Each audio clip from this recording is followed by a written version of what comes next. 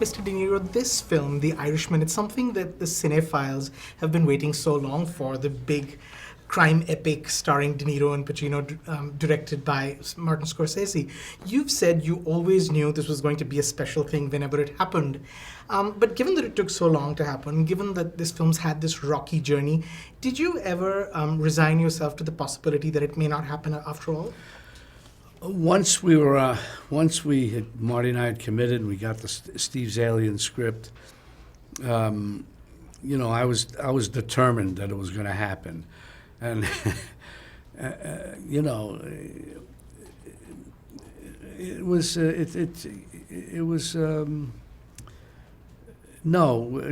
I just knew how great it was, and I know Marty knew that, of course, and we just had to keep moving forward, keep moving ahead, keep persisting.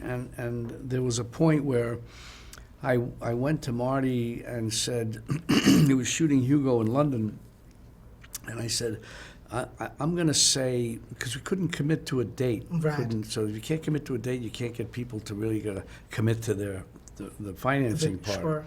So I said, I'm just going to put it out there with your blessing, and then I'll go to Joe and Al, that we're going to do this movie so that everybody's clear. It's like, I heard you're doing this movie. I am, Right. So Marty said, yeah, let's do that. And then I talked to Joe and Al, and then so whenever they had a chance, when any of us had a chance, myself mainly, I'd say, yeah, we're going to do this film, blah. And I don't like to do that normally because what you call talk it away, and it disappears, and you say you're going to do a project, nothing happens. Right. But I felt in this instance, this situation, people being made aware of it could be a positive thing. When they'd say, what's happening? I want to be part of it, blah, blah, blah. So that's what I did. You were such a big driving force on this film.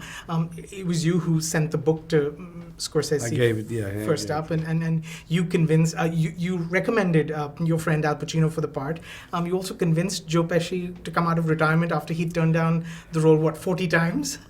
No, when we talked, Marty and I spoke after he was saying, yeah. He said, well, how about Al for playing Hoffa, and then Joe, we get Joe, and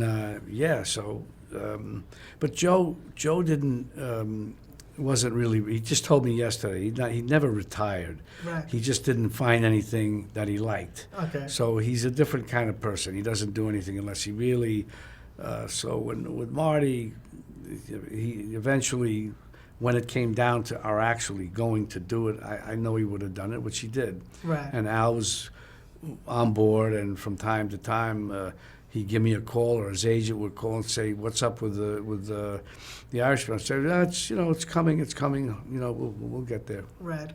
Scorsese said that when he was directing scenes with Al Pacino and you, there was no saying action or cut. You all would just go.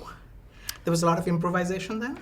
Some, yeah, of course. But I don't know. He might have. I mean, we were so used to you just go, and then maybe what you then do is you don't say cut and then reslate. You just say, do another one, another one. So you don't have to go through all that formality, which breaks the momentum.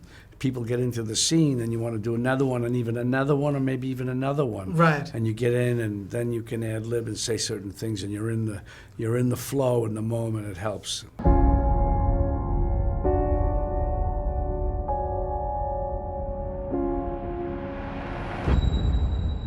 So much has been said about this incredible de-aging process, which has shaved off 30 years from most of the actors. Scorsese says it's the next step for makeup. You, of course, joked that no complaints because it adds 30 years to your career. But what was it like practically? Did it change your performance, especially for those scenes? No, but I think you had to be aware of certain things, like physical. There was one, we had a guy, Gary Taccone, who was our movement person, and he would tap us on, in the scene, he'd come in quietly, tap you on the back, say you're 39 or you're 49 or whatever, remind you so that you'd sit up more straight or do this, or physically. One night I was shooting a scene with Ray Romano where I'm leaving my house and I'm going down the stairs, and I kind of, the last two steps out of the house, Right.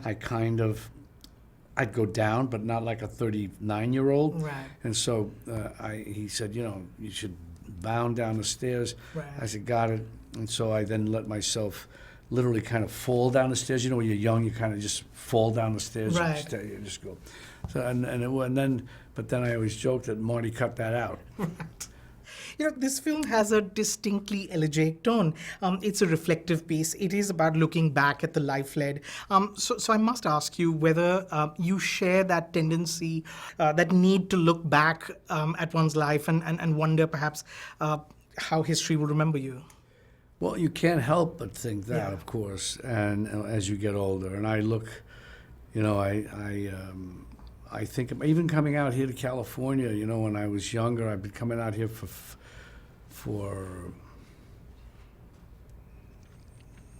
55 years. Right. And so I come out as different.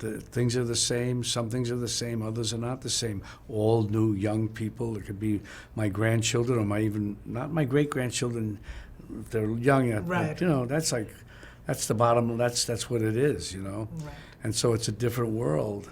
And I remember when I was a young actor and I'd see something change in New York City, any little new restaurant, any this and that, I'd say, well, things are changing. But now it's been a couple of generations that have changed in New York, here, Right. everywhere, the world. It's a different place for me now. Right. Well, thank you so much for the movies. Thank you so much, Mr. Niro. Thank you. Thanks. Thank you.